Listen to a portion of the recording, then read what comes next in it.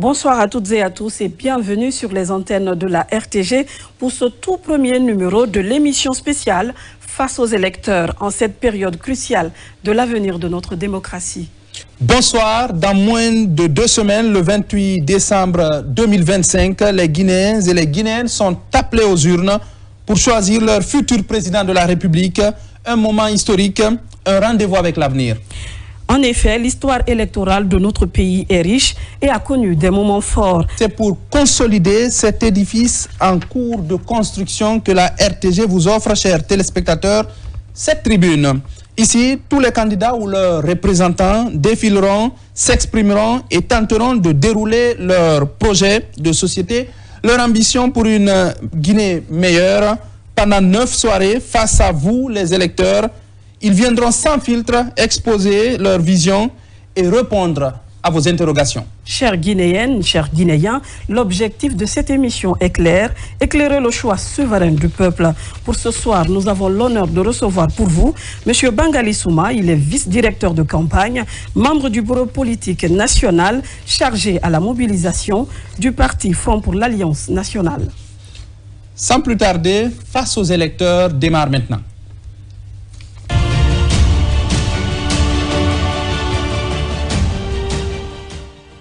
Et même téléspectateurs, encore une fois, bienvenue dans cette émission spéciale. Comme je vous le disais tantôt, nous avons l'honneur de recevoir M. Bangali Souma.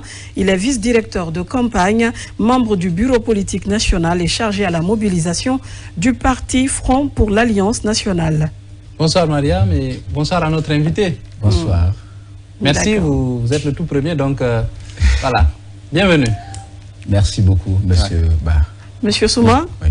Pour commencer, est-ce que vous pouvez présenter brièvement aux Guinéens, en résumant en quelques minutes, la philosophie générale du parti FAN, son projet pour la Guinée? Quelle est la rupture ou la continuité que vous incarnez? Ok, encore une fois, bonsoir. Oui. Bonsoir à tous les téléspectateurs, téléspectatrices. Bonsoir encore une fois à l'ensemble du peuple de Guinée. C'est un honneur pour moi ce soir d'être sur ce plateau afin de pouvoir défendre le projet de société du Front pour l'Alliance nationale. À l'occurrence, Madame la Présidente Hadja Makale Camara, je la représente ici ce soir. Elle est en tournée déjà, comme vous le savez déjà, son calendrier étant chargé. Donc moi, en tant que vice-directeur de campagne chargé à la grande mobilisation, elle m'a fait l'honneur de la représenter ce soir dans cette émission. Très bien. Okay. Donc on va vraiment présenter grosso modo le projet. Qu'est-ce que vous incarnez au sein du Front? Qu'est-ce que vous proposez aux Guinéens? Qu'est-ce que vous proposez? Vraiment, c'est un immense plaisir de proposer notre projet de société aux Guinéens. Parce que l'heure est arrivée que les Guinéens et les Guinéennes puissent choisir un parti politique, pas par son appartenance ethnique ou religieuse ou autre considération. Mais il est temps de choisir un candidat par rapport à son programme, projet de société. Tout à fait. Donc, en ce qui concerne le parti FAN, notre projet de société, nous avons des ambitieux projets pour ce pays, mais vu que le temps est parti, on ne peut pas déballer tout le programme. Oui, on va y aller plus en détail tout à l'heure. Voilà, tout à fait. On va faire quelques résumés de projets. Donc, pour rentrer dans l'introduction de ce projet de société, il est d'abord important de rappeler aux Guinéens et Guinéens qui est Hadja Makale Camara. D'accord. C'est important. Oui.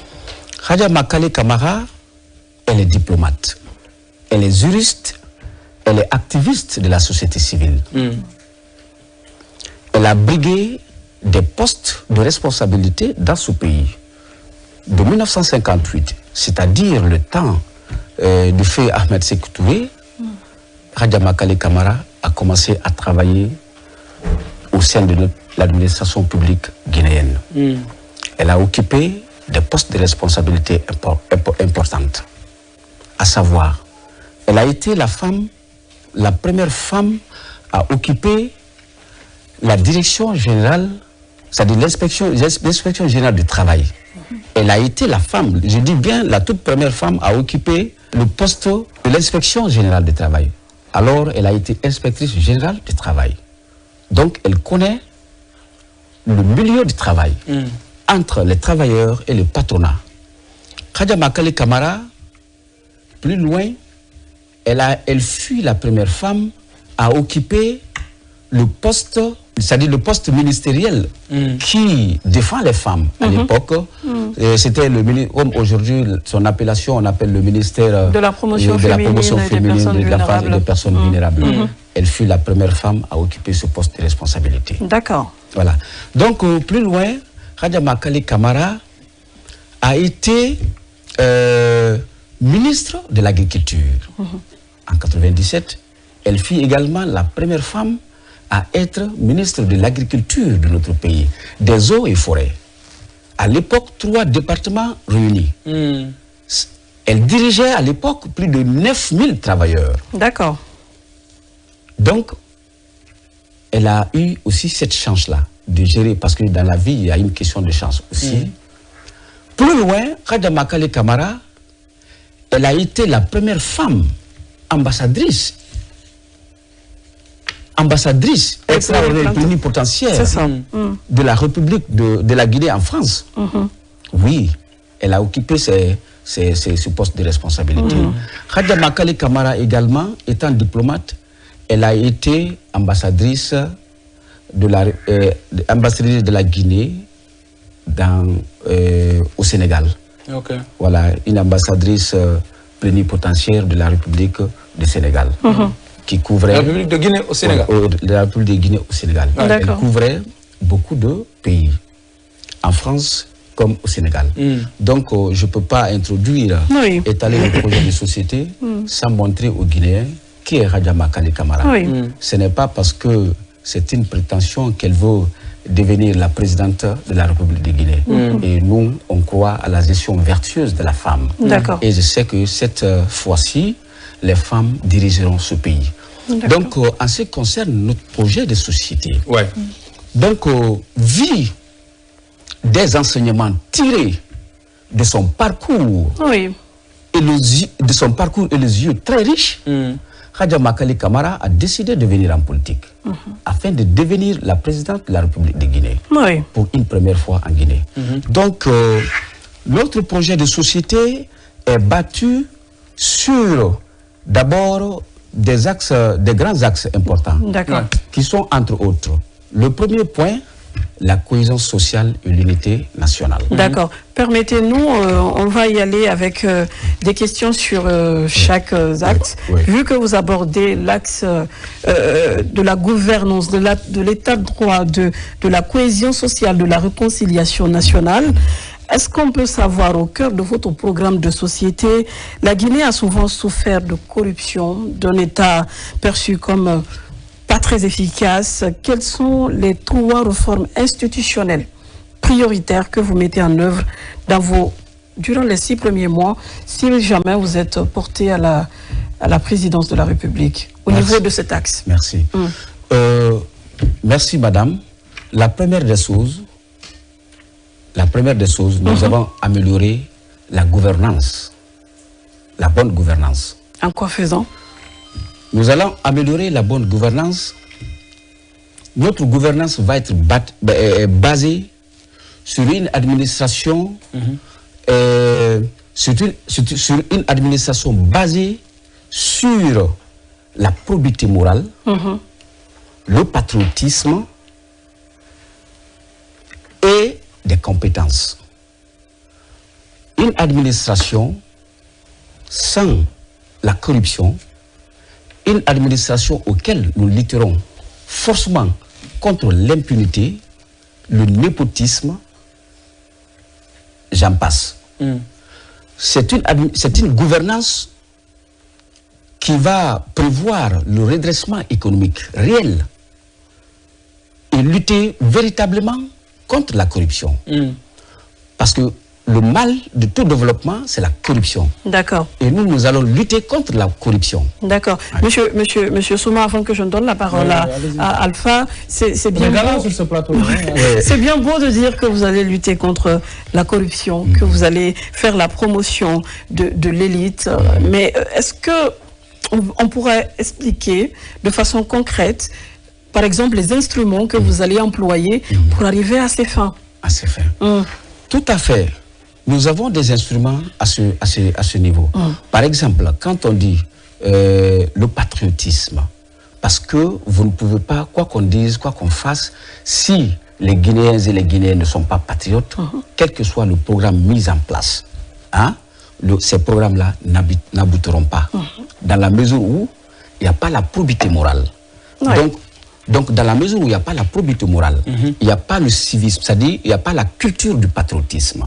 Donc, nous, on va former des cadres qui seront au sein de cette administration, non seulement au patriotisme, servir que le pays, servir que la Guinée et non se servir.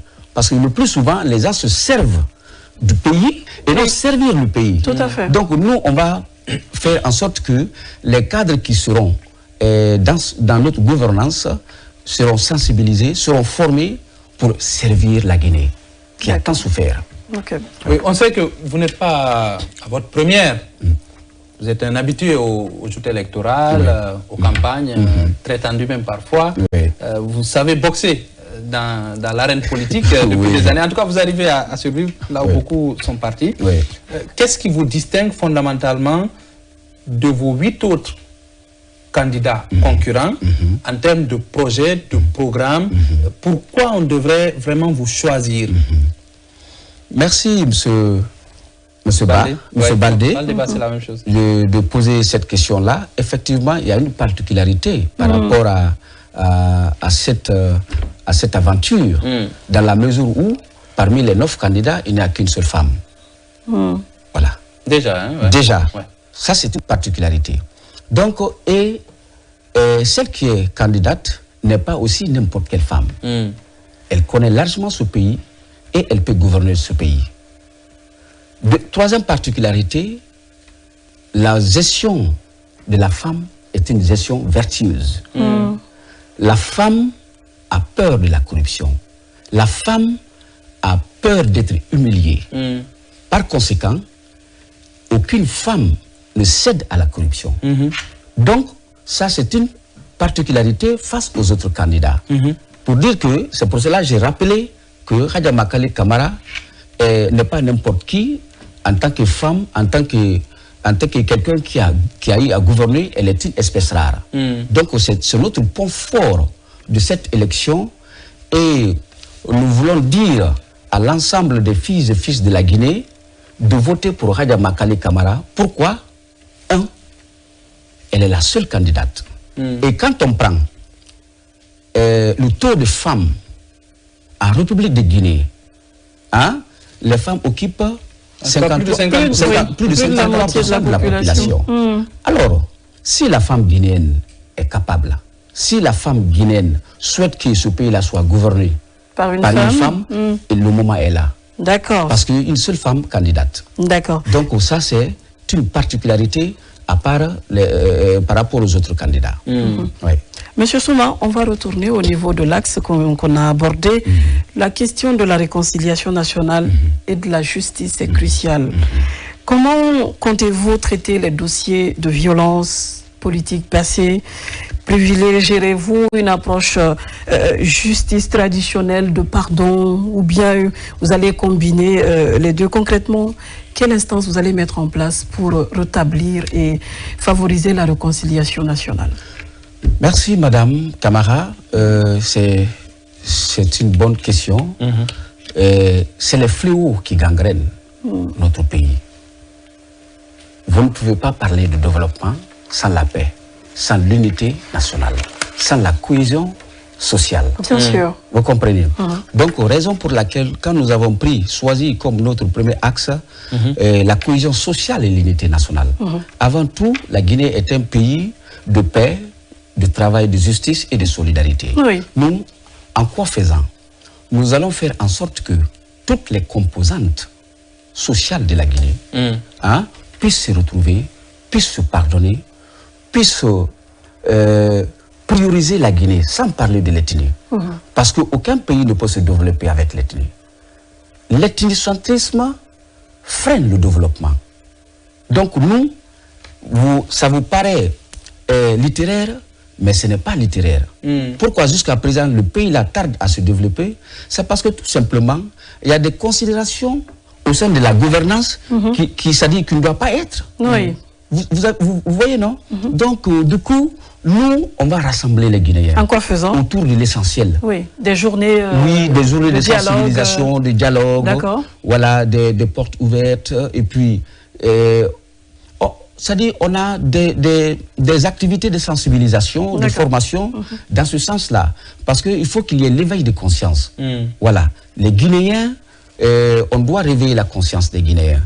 Vous savez, c'est extrêmement important, ça vous paraît éthique, mais le développement est mental. Oui. C'est l'ensemble des changements sociaux, mentaux, sociaux d'une population apte à accroître le PIB. Si la population n'est pas prête, mentalement, socialement, vous ne pouvez pas accéder au développement. Raison pour laquelle nous, on va mettre des instruments de sensibilisation, de formation dans le cadre du civisme, que les Guinéens prennent conscience du retard du pays, que les Guinéens prennent conscience qu'on ne peut pas se développer sans l'ethnie. On va dire avec l'ethnocentrisme. Oui, toujours sur cette question de droits de l'homme, de l'aspect de liberté et tout. Ça sera quoi votre modèle en termes de justice? Est-ce qu'il y aura des réformes que vous proposerez dans ce secteur ou qu'est-ce que vous proposez? Notre mode de gouvernance, ça va être la sociale libérale. Vous comprenez? Nous croyons à la démocratie, nous croyons à la démocratie comme étant la meilleure bonne gouvernance. D'accord. Voilà, donc nous allons établir ça et nous croyons à ce qu'on appelle la solidarité, la liberté et la paix que nous allons instaurer dans notre gouvernance. Donc, c'est à cela nous croyons fermement qu'on peut changer ce pays. Avec vous, c'est le pardon ou bien c'est vraiment la justice aux justiciables? Ou c'est les deux à la fois? Vous allez venir demander le pardon national pour que tout le monde avance ou bien vous allez rendre justice à ceux qui ont été frustrés? Non, bon, de toutes les façons, la justice, il n'y a pas de paix sans la justice. Oui. Vous êtes d'accord? Tout à fait. Donc on va établir... Oui, pour une forte réconciliation. Qu'est-ce que vous allez faire? Pour une forte réconciliation, on va imposer d'abord la justice, on va faire la justice, après on demande le pardon à tout un chacun pour que la Guinée avance. D'accord. Je pense qu'on peut aborder d'autres axes. Oui, absolument. Sur l'axe économique, c'est fondamental, c'est bien la justice, le bien-être, mais après, si chacun a du boulot, ça passe. La Guinée, c'est le pays du Simandou, des grandes mines de Bokeh et de Sigiri, quand je parle d'or et autre chose. On a tendance à oublier l'or et la bauxite aujourd'hui avec le fer. Oui, quand tu parles de l'économie, ajoute l'agriculture. Oui, justement, l'agriculture et tout ça, on va y venir. Mais quand on prend aujourd'hui le secteur de l'emploi jeune, quand vous rentrez dans la Guinée profonde, dans nos quartiers populaires, ces jeunes, ils sont souvent autour du thé et tout ça, avec toutes les potentialités que nous avons. Ça sera quoi le miracle économique? Parce que les gens veulent que ça change, les gens veulent que ça se développe. Qu'est-ce que vous proposez en termes de création d'emplois et de modèle économique? Partant sur la base du social, de ce modèle de libéral social. Merci, monsieur, encore une fois. C'est très, très important que la Guinée puisse prendre ses responsabilités, vu les ressources que Dieu nous a dotées. De 58 à nos jours, la Guinée a eu son indépendance. Ça veut dire que ce pays-là est géré par les Guinéens. La Guinée occupe, en termes miniers, les 2 tiers du bauxite, de la réserve de bauxite mondiale. Et dont la teneur est de 40%. L'exploitation minière doit servir de levier de développement des autres secteurs économiques. Normalement, oui. Ça, c'est la réalité.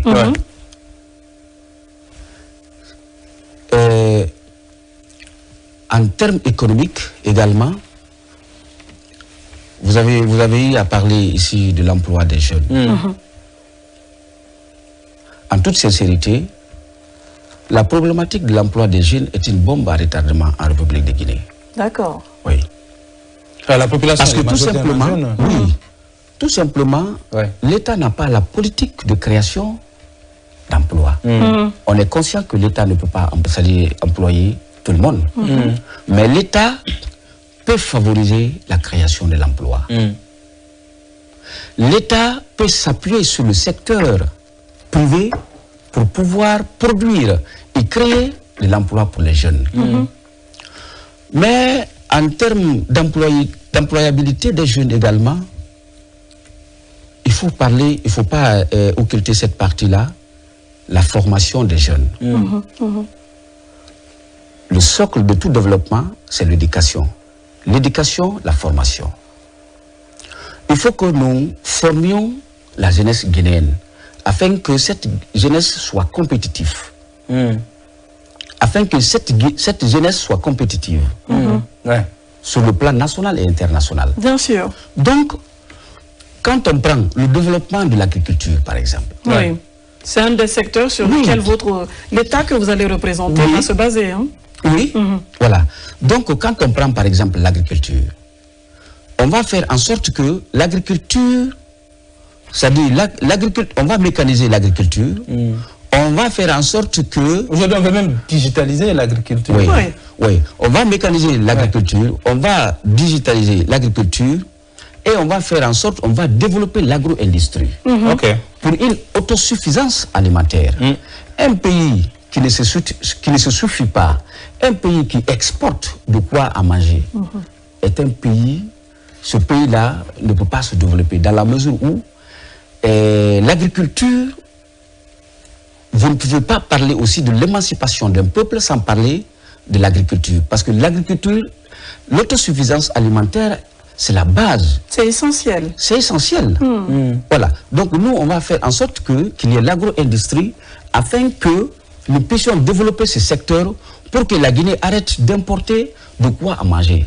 Donc, on ne peut pas s'autosuffire sans pouvoir développer le secteur de l'agriculture. Oui, quel est le modèle que vous proposez? Est-ce que ça sera des PME, ça sera accompagné de grands agriculteurs? Ça sera quoi concrètement? Ou bien c'est l'investissement public, voilà, c'est la formation? Non, c'est l'État qui va s'occuper de l'agriculture. Non, bon, nous, d'abord pour développer l'agriculture, la première des choses, on va subventionner la production du riz. D'accord. National. On va subventionner la production du riz. En subventionnant les organisations, les PME, les associations. Oui, ou bien c'est l'État qui va s'y mettre. Voilà, ça c'est au niveau de l'État. Quand on va subventionner, c'est-à-dire la production nationale du riz, en détaxant, c'est-à-dire les intrants agricoles et les semences, vous comprenez, et tout en contrôlant le prix sur le marché. Et pour développer ce secteur encore, on va, parce qu'aujourd'hui, l'accès aux terres cultivables, c'est tout à fait une difficulté au niveau des jeunes. Donc on parle souvent de 12 millions de terres cultivables, mais tout n'est pas aménagé. Voilà, on va créer les conditions pour que les jeunes, pour que la jeunesse puisse s'intéresser à l'agriculture. On va former les jeunes dans ce sens pour qu'ils puissent faire des études agricoles et développer le secteur de l'agriculture.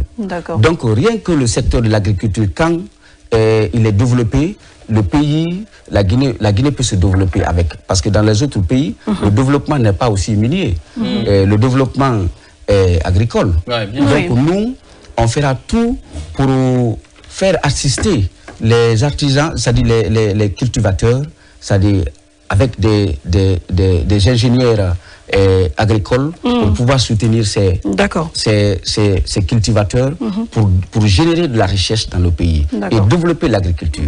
Voilà. Justement sur la création toujours de l'emploi, parce que c'est fondamental à mon avis. Est-ce que vous proposez, ça a été déjà proposé sous d'autres régimes, des fonds spéciaux pour des jeunes porteurs de projets, ou ça c'est quelque chose auquel vous ne ferez pas beaucoup attention, ou qu'est-ce que vous proposez pour un jeune qui a des idées, mais qui manque de moyens pour exceller? Pour l'accès au financement. Merci.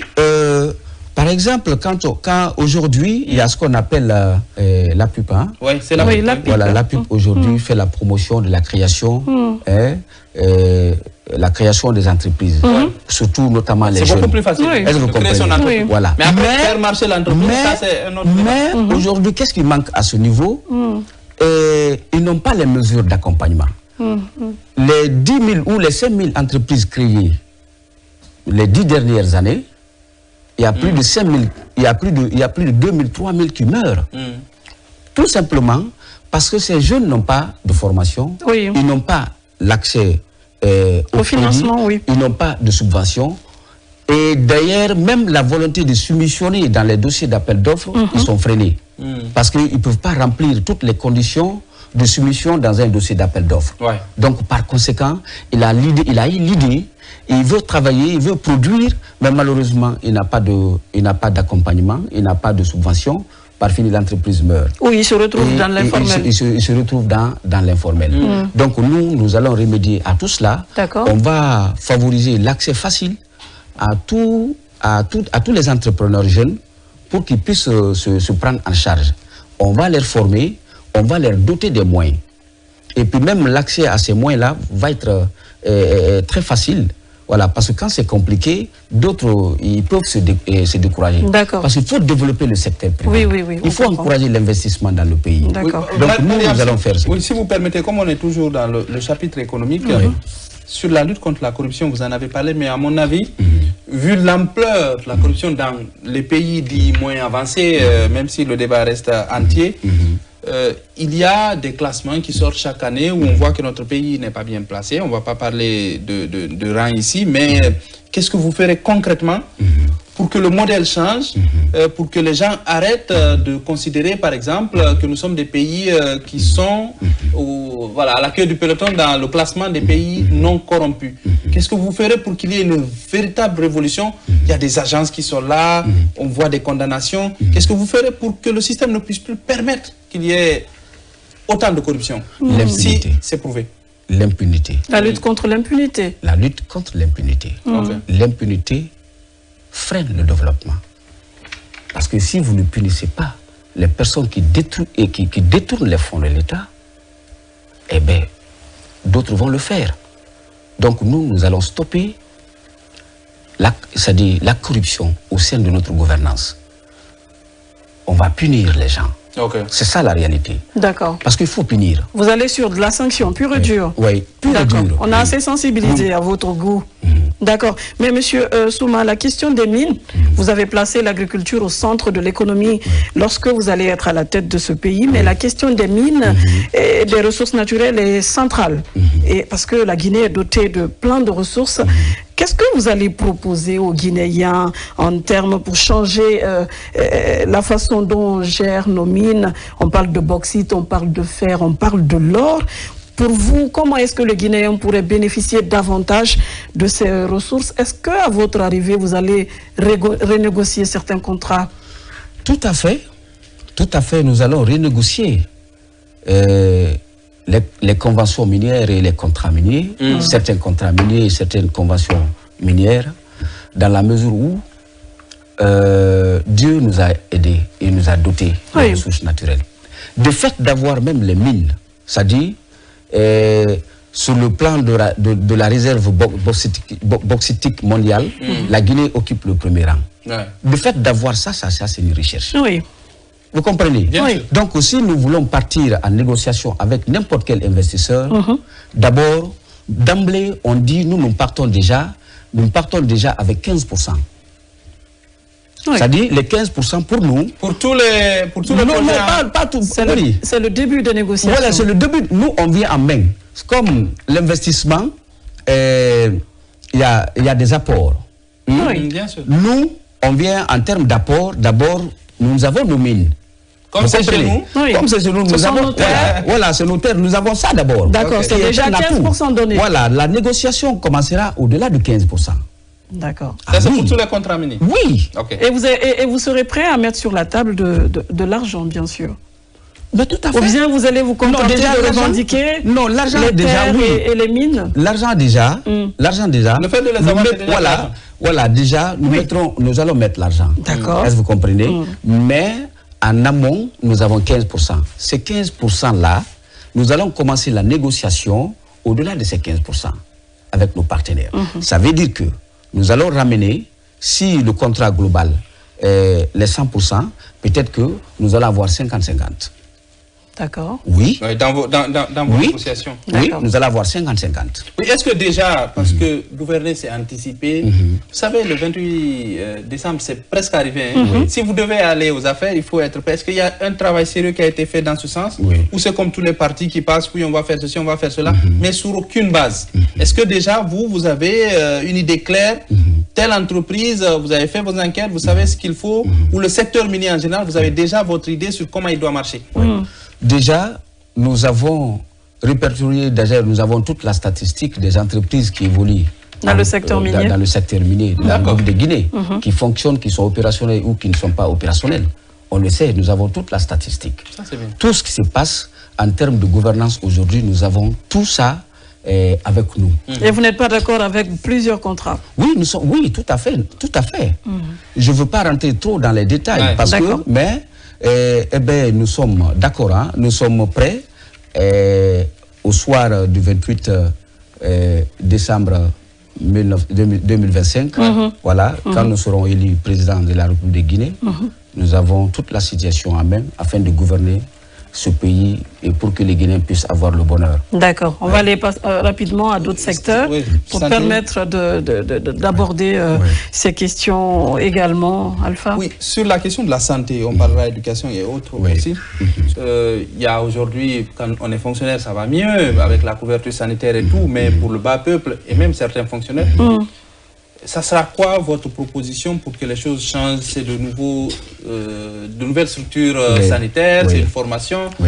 Écoutez, les scandales ne finissent pas dans nos hôpitaux où les gens arrivent, ils n'ont pas les moyens de se soigner. Qu'est-ce que vous proposez pour que les gens, en tout cas, tous ceux qui veulent avoir un bon système sanitaire, votre fan? Merci, M. Baldé, d'avoir posé cette question-là, car c'est une question cruciale. Bien sûr. Les Guinéens et les Guinéens souffrent dans nos hôpitaux. Moi-même, j'en ai été victime. Je suis tombé malade quand je suis venu. Urgemment, j'ai failli mourir par faute d'intrants médicaux? Non, pas d'intrants même, d'infrastructures d'urgence. Vous comprenez? Nos hôpitaux manquent des infrastructures d'urgence. Quand quelqu'un vient en urgence dans nos hôpitaux, vous allez trouver que c'est occupé, toi tu vas mourir. Est-ce que vous comprenez? Alors je me suis dit en tant que politique, quand nous allons venir au pouvoir, nous allons d'abord renforcer, voire même construire suffisamment d'infrastructures sanitaires. Nous allons renforcer la capacité, le dispositif déjà existant. Nous allons renforcer le dispositif sanitaire pour que le Guinéen puisse avoir une meilleure santé. Vous comprenez? Par exemple, quand on prend aujourd'hui, vous avez parlé de la question de la prise en charge, mais il y a une bonne, la plus grande frange n'est pas abordée. Et le citoyen lambda qui est laissé pour compte. On donne 80%, par exemple. Ça, ce sont les fonctionnaires d'État et ceux du secteur privé. Et le citoyen lambda. Ils sont plus nombreux. Ils sont les plus nombreux. Et qu'est-ce que vous... Nous, voilà, à ce niveau, nous allons leur donner une couverture sanitaire. En quoi faisant? En créant, tous les Guinéens? Oui, en créant des services de référence. Nous allons créer des services de référence. Par exemple, notre méthode, par exemple, celle qui vend les condiments au marché, c'est comme si, quand vous prenez l'assurance, vous pensez que l'assurance, tout le monde peut s'inscrire à l'assurance vie. Tant que vous avez des ressources. Oui, vous voyez, non? Donc nous, la bonne maman qui vend au marché, elle a un revenu, quel que soit. Vous comprenez? Nous allons sensibiliser cette couche de la population en créant des services de référence et que ces bonnes mamans vont venir souscrire à ces services de référence de prise en charge de protection sociale. Il ne serait-ce que par exemple 50 000 francs que vous allez déposer Est-ce que vous comprenez? Quand vous allez déposer sur une période donnée, voilà, sur une année, vous comprenez? Oui. Afin que nous puissions vous donner une protection sociale, nous allons subventionner le secteur. D'accord. Mais on va sensibiliser parce que tout est mental. On va dire à ces personnes, venez. La fin, c'est-à-dire il y a la vie, il y a la mort, il y a la maladie. Vous comprenez? Aujourd'hui, vous êtes active. Vous êtes actif, par exemple. Vous comprenez? Vous montez, vous descendez parce que vous êtes en bonne santé. Quand vous serez tombé malade, quelle sera votre prise en charge? Donc, ce qui est important, c'est d'aller vers ces personnes-là, les sensibiliser, de leur retraite, de leur fin, pour qu'ils puissent prendre des dispositions par rapport à ça. Sinon, il va mourir misérablement. D'accord. Donc, nous, on va créer ces services de référence afin de donner la protection sociale à cette population, à cette partie de la population. D'accord. Okay. Oui. Sur les hôpitaux, l'offre de soins en termes de construction des infrastructures, vous savez, on dit souvent il y a le modèle américain, il y a le modèle français, il n'y a pas encore le modèle africain. On va aller au modèle guinéen avec... mais ça sera quoi votre modèle en termes d'offre de soins au-delà de ces prises en charge et tout, quand on arrive parfois, les médecins l'accueillent et tout ça? Bon, nous, on ne peut pas se baser sur une référence sur un modèle. Est-ce que vous comprenez? Nous, notre préoccupation, c'est la meilleure santé des Guinéens. Nous allons coopérer avec des pays où la médecine est développée. Pour que chez nous, nous puissions l'adapter et puis donner une meilleure santé aux Guinéens. D'accord. Voilà, nous, on ne peut pas dire, voici le modèle français, voici le modèle américain. Non. Voilà, on cherche la santé. La santé n'a pas de prix. Monsieur Souma, tous ceux qui ont de bonnes choses à nous proposer, d'accord. Là, vous allez toucher un mot à l'éducation, par rapport à l'éducation. On sait que souvent, il y a l'inadéquation entre la formation et la demande au niveau des marchés. Qu'est-ce que vous allez faire justement pour réajuster et équilibrer ce secteur? Merci, madame. Au niveau de l'éducation, qui est le socle, de tout développement, nous, on va s'intéresser d'abord à l'éducation de base. D'accord. Oui. D'accord. On va s'intéresser d'abord à l'enseignement préuniversitaire. L'enseignement préuniversitaire.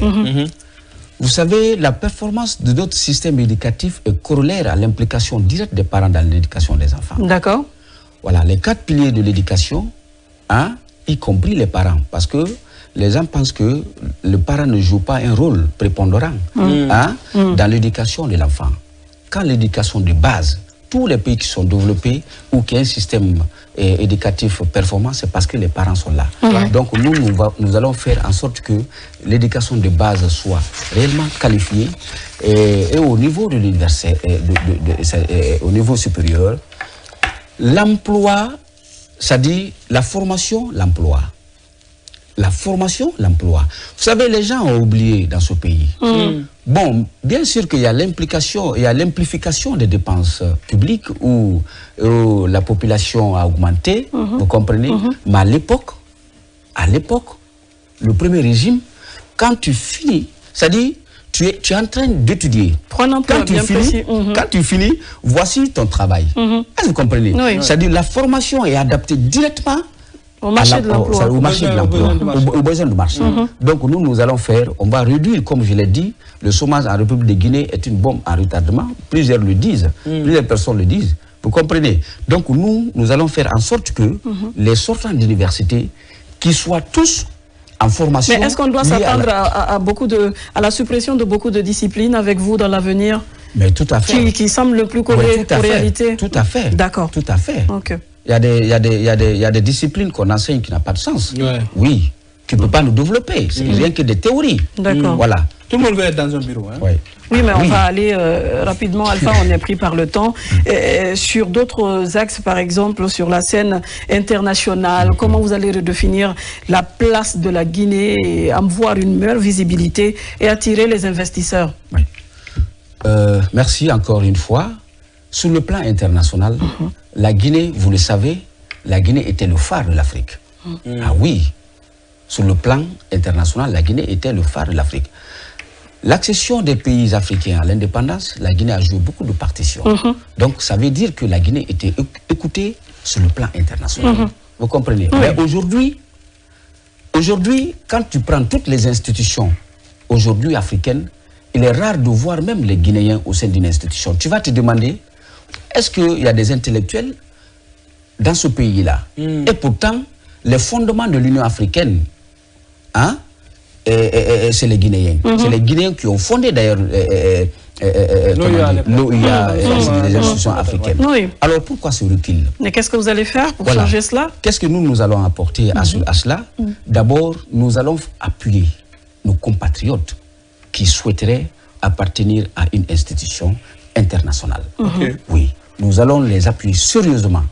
Nous allons faire en sorte que la place que la Guinée avait avant, hein, la place de la Guinée datant, que cette place-là nous revienne en faisant la promotion de nos compatriotes, hein, qui ont le niveau requis pour pouvoir être au sein d'une institution internationale et représenter la Guinée. Ok, d'accord. Ouais. Oui, moi je voulais qu'on revienne un peu, vous allez accepter, sur le secteur éducatif. Aujourd'hui, on voit il y a plus ou moins d'efforts un peu dans tous les secteurs. Est-ce que vous allez commencer par quoi? Ça sera là-bas. C'est bien de changer quelques disciplines, le modèle, mais en termes de refondation réelle, parce que quand on prend le niveau de l'élève guinéen comparé à un élève togolais, par exemple, je dis n'importe quoi, mais généralement, ce n'est pas fameux chez nous, même si on a quelques lumières. Qu'est-ce que vous ferez concrètement? Ça sera de là-haut, du sommet vers le bas, ou vous allez chercher à refonder les racines jusqu'à... Qu'est-ce qui est là qu'on pourrait changer concrètement? Oui, ça se fait actuellement. Il ne faudrait plus qu'on fasse comme ça. On doit faire d'une telle autre manière. D'abord, c'est d'améliorer carrément les programmes. Le contenu des programmes. Le contenu des programmes. D'accord. Il faut les améliorer. Ça, c'est un. L'adapter à la réalité actuelle. De deux, il faut se baser sur l'éducation de base, c'est-à-dire à l'enfance. Tant que l'éducation de base n'est pas là, l'enfant qui est là, hein, à l'école primaire, mais c'est cet enfant-là qui va se retrouver à l'université. Donc si la base, le fondement de son éducation est raté, mais hein, ça va se suivre. Donc nous, c'est pour cela, nous allons nous focaliser sur la formation des enfants, l'éducation de base, qu'un enfant de la première année puisse s'exprimer en français, qu'un enfant de l'école primaire puisse parler la langue officielle de la Guinée. Est-ce que vous comprenez? Qu'un enfant de l'école primaire, vraiment, qu'on soit fier de lui. Lire et écrire. Voilà, qu'on soit fier de lui. D'accord. Mais aujourd'hui, tu peux voir des enfants qui font la 5e année. Déjà, on connaît la réalité, M. Souma. On va gagner en temps. Voilà. Il y a le programme, il y a les établissements, il y a les enseignants. Comment vous allez faire avec ces autres acteurs? Il faut former. C'est important. Il faut former les formateurs. Mais à ce niveau, il y a des enseignants formables. D'accord. Et il y a des enseignants non formables. On doit formater carrément. Non, on va se retrouver avec un système éducatif où des enseignants, le milieu est assaini. Tout à fait. Vous allez remercier plusieurs enseignants. Mais il doit être un modèle. Un enseignant est un modèle. Sur base de quoi? Celui qui ne Sur base des évaluations? Oui, tout à fait. C'est-à-dire, c'est ce que j'ai dit, un enseignant formable et un enseignant qu'on ne peut pas former. Donc il sera... Mais déjà, ils sont fonctionnaires d'État. Vous allez les radier, vous allez les transférer. Qu'est-ce que vous allez faire? Bon, on ne va pas les radier parce qu'avant tout, leur sort nous préoccupe. Manque beaucoup de personnes. Voilà. Oui, vous regardez aussi. Voilà. Oui, vous allez reverser dans d'autres départements ministériels. On va créer autre service par rapport à ces personnes. Il faudra aussi des politiques incitatives pour que les gens viennent. Beaucoup ne veulent pas enseigner aujourd'hui. Alors là, quand nous allons assainir l'éducation, tout le monde va vouloir venir au sein de l'éducation. Parce que vous allez apporter quoi? Ouais, on va améliorer nettement le salaire, leur statut. Oui, c'est vrai. L'enseignant souffre. C'est ça la réalité. L'enseignant souffre. Enseigner, j'ai enseigné, c'est difficile. Oui. Tu n'as pas autre activité que ça. Alors, si tu n'es pas bien rémunéré, vous voyez ce que ça fait. Ça n'attire pas en tout cas les grands cerveaux. Donc nous allons donner le meilleur salaire aux enseignants. On va améliorer le statut des enseignants. On va faire en sorte que l'enseignant soit bien logé, mieux logé. Ils en ont besoin. Ils sont en train de former l'élite de la Guinée. Donc il faut les prendre en compte. C'est ça la réalité. D'accord. Si vous permettez, Mariam, on va aborder, parce que comme vous l'avez dit, le temps est très galant avec nous. Maintenant. On va parler d'infrastructures. Réellement, on va commencer par nos routes. Quand vous devez quitter, c'est vrai qu'il y a une amélioration dans la circulation urbaine et tout, mais il y a énormément d'efforts à faire dans ce sens-là. Qu'est-ce que vous proposez concrètement pour que Conakry, par exemple, puisse respirer. Quelqu'un me disait, on ne peut pas avoir 2 programmes à Conakry, c'est impossible. Le matin, vous partez à Kaloum avant d'arriver, vous ressortez, vous ne pouvez plus faire autre chose. Qu'est-ce que vous allez faire pour que notre capitale ressemble à toutes les autres grandes capitales? Oui, il y a l'embouteillage, mais avec de grandes capacités de mobilité. Merci, Il n'y a même pas de transport en commun à Conakry. Vraiment, merci, monsieur. Comment vous allez décongestionner? Quand vous voyez ces gens dans les carrefours le matin, moi, ça me fait la peine. Vraiment, c'est déplorable. La ville est linéaire. Oui, c'est très déplorable. Raison pour laquelle nous venons en politique pour changer, pour éradiquer tous ces fléaux-là. Le manque d'infrastructures en République de Guinée est une problématique qui freine plusieurs secteurs de la République de Guinée. Parce que c'est-à-dire, vous ne pouvez pas, par exemple, développer le tourisme sans le développement des infrastructures. Oui, ça va de pair. Vous ne pouvez pas développer l'agriculture, même qu'on parle, sans le développement des infrastructures. Vous ne pouvez pas développer quoi que ce soit dans le pays tant que vous n'investissez dans les infrastructures. Donc, le problème d'infrastructure en République de Guinée, surtout routier, quand on prend les pistes rurales, pour développer le commerce à l'intérieur du pays, il faut faire des routes pour qu'il y ait une libre circulation. Oui, monsieur Souma, allons sur des solutions. Allons sur des solutions. Oui, des solutions. Merci. Tant dans les villes qu'en campagne. On connaît déjà la réalité. Oui, la réalité. La situation. Oui. Allons sur des solutions. Voilà. Donc nous, on va... parce que qui parle de développement... Et ça demande de... Oui, qui parle de développement, qui parle de développement, il y a ce qu'on appelle le rôle régalien de l'État. Tout État a un rôle régalien, c'est-à-dire primaire, sans lesquels tu ne peux pas gouverner. Nous allons mobiliser les fonds. La mobilisation intérieure des fonds de la Guinée va nous permettre de développer des infrastructures routières de la Guinée, de toute la Guinée. Parce que nous, on sait aujourd'hui la gouvernance que nous voyons, on peut faire des mesures d'austérité afin d'engager beaucoup de monnaie, beaucoup de milliards de dollars, afin de les investir dans d'autres secteurs de développement. Je ne veux pas rentrer dans les détails, mais notre politique de construction de ces infrastructures, on va mobiliser les ressources internes de la Guinée. Rien que les ressources internes de la Guinée, avec une bonne gestion, on peut... Pas d'endettement, pas de prêts, non? Oui, mais la Rien Guinée... que sur le BND, vous êtes sûr? D'accord. Oui. D'accord. Si la gestion est rationnelle, la Guinée est un pays qui... On va venir tout à l'heure à la répartition de votre BND lors de votre première année. Mais avant cela, est-ce que vous allez, parlant toujours des routes ou des moyens de transport, vous allez explorer d'autres mondes, d'autres milieux? On a de l'eau, on a de la mer qui longe pas mal de côtes, on a les voies ferroviaires, parce que construire d'autres routes à Conakry, c'est faire tomber toutes les maisons maintenant. Il faut diversifier le... Oui, comment vous allez diversifier? Bon, ça, vu nos on ne peut pas... Oui, si on veut développer la Guinée, on ne peut pas faire des... Que des routes. On ne peut pas faire des omelettes sans casser les œufs. Vous comprenez ce que je veux dire? Expliquez-nous. Alors nous, déjà la Guinée a un plan dans ce sens-là. La Guinée a un plan qui a été élaboré depuis. Il suffit de mettre ce schéma-là, le plan de Conakry, et l'exécuter. On l'appelle le schéma directeur. Et l'exécuter. Vous comprenez? D'accord. Sans aucun état d'âme.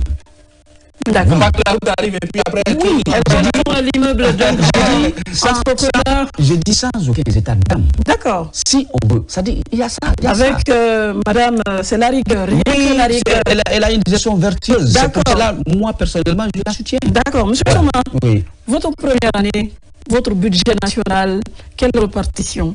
Quel pourcentage pour quel secteur? Merci. Le bébé gâté.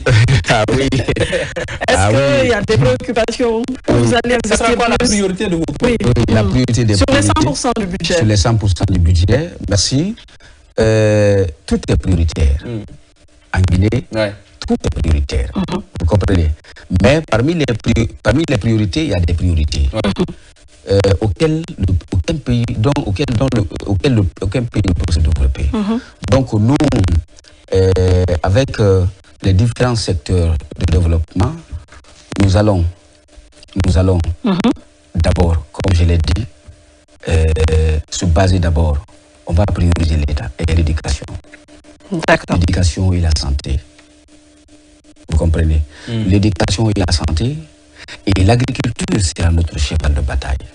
On va former la ressource humaine capable, capable vraiment de changer ce pays. On va former les gens, on va renforcer le système éducatif, on va développer l'agriculture. Parce que le développement de tout pays passe par l'agriculture. L'agriculture peut nous permettre de nous autosuffire. Nous avons des terres arables. Le pays est potentiellement riche agricolement. Vous comprenez? Donc, nous allons saisir l'agriculture comme levier de développement. Les mines, nous n'allons pas nous baser. Déjà, les mines doivent servir de levier de développement des autres secteurs. C'est pas des ressources. Voilà. C'est clair. Comment est-ce qu'on peut avoir les mêmes chances pour tout le monde? Merci, M. Baldé. Ça, c'est la question du genre. La Guinée a pris des engagements par rapport à l'égalité des sexes et de l'autonomisation des femmes.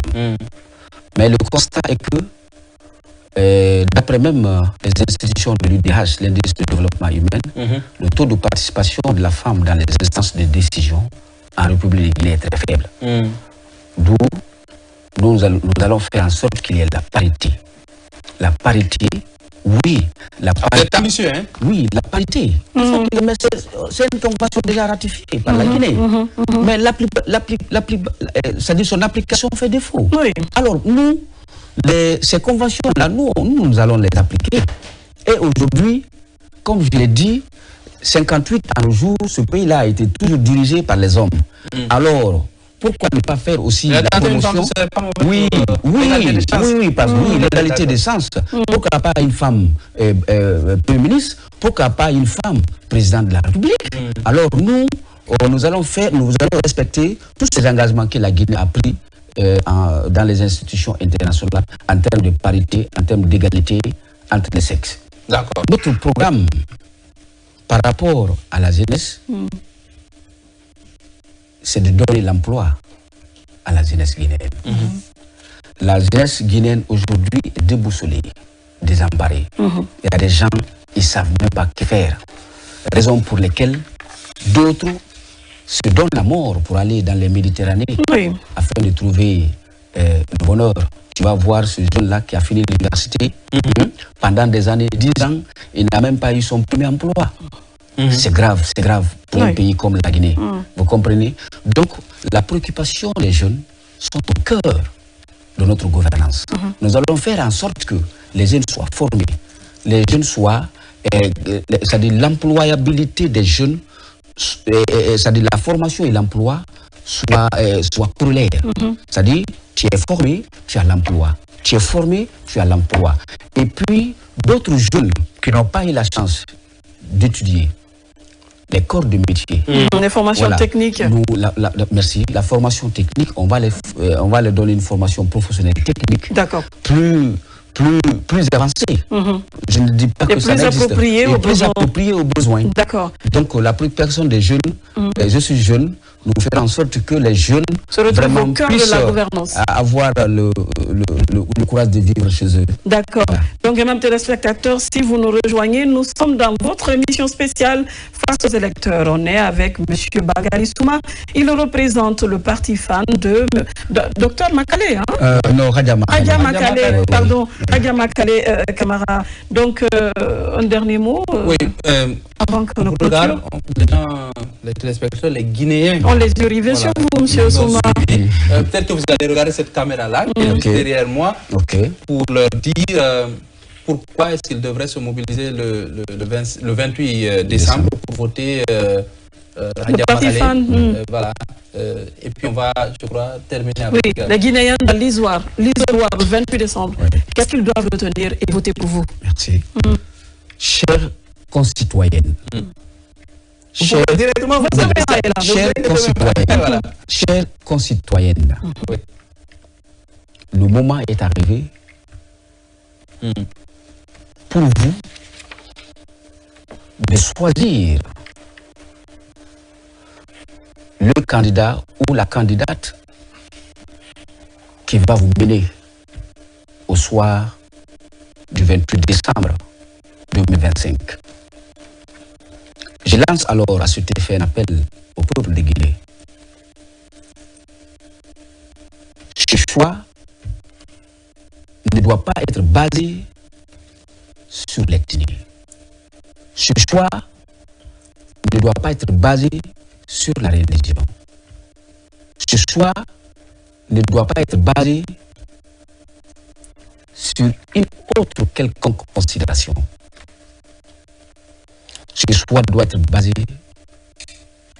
sur la personne capable de vous mener, qui a une probité morale, qui a une gestion vertueuse, qui a un projet de société pour la Guinée, pour que les Guinéens puissent sortir de l'ordinaire. De 58 à nos jours, les Guinéens ne font que souffrir, avec toutes les potentialités que Dieu nous a dotées.